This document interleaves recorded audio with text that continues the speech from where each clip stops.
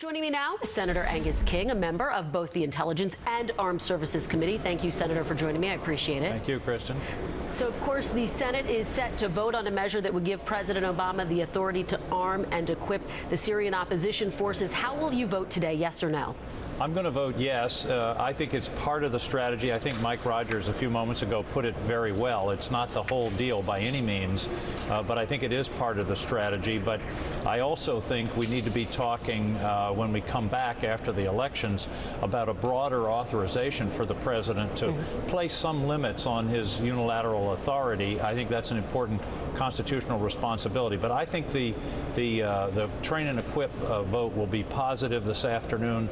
But boy, then it's all about coalition building and building the credibility of the government in Baghdad.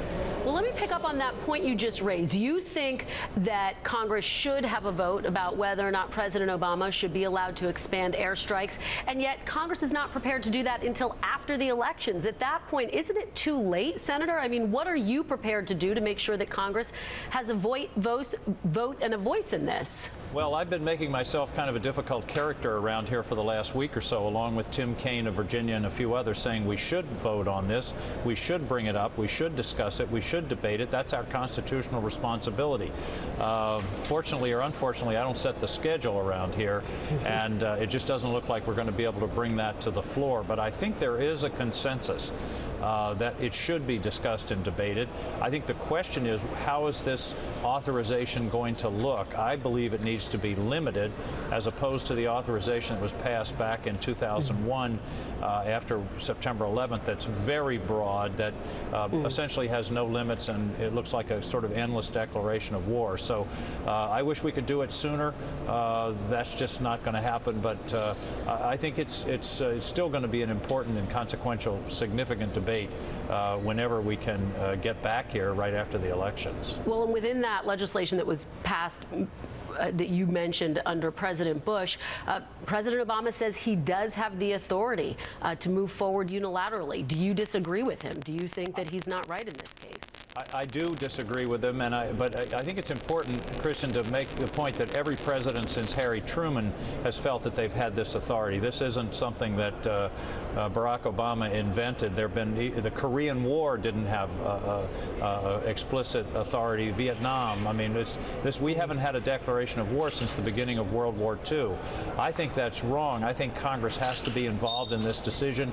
It's what the framers didn't put the declaration of war power in the Constitution as part of Congress's responsibility by accident. This is I do disagree that the president has this inherent authority. If he does in this situation to attack in Syria, then my position is that the declaration of war provision of the Constitution has become kind of a nullity, and I don't want to believe that.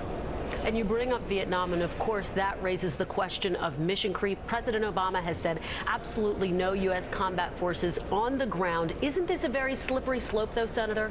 Well, of course, anybody that remembers the 60s, you sort of cringe when you hear the term advisors, because that's how we got into that situation in Vietnam. So that's one of the things that has to be discussed and debated. And frankly, I think and I've been working with other people on trying to draft an authorization, how you define combat troops. What does that really mean? And does that mean you can't go in and rescue somebody? Does it mean you can't use special forces in a particular situation? The guys flying those airplanes, aren't they combat troops? So that's one of the definitional problems that we have to work on. But you're absolutely right. There's no such thing. There are two things you know about war. One is you can't ever predict where it's going to go. That's number one. And number two, it's always going to go in directions that you don't expect. And that's why I think we need a limited authorization to clarify what the goals are, what the end is, and then what the means are that we're going to use to achieve that end. All right, Senator Angus King, thank you so much for joining us. Really appreciate it. Thank you.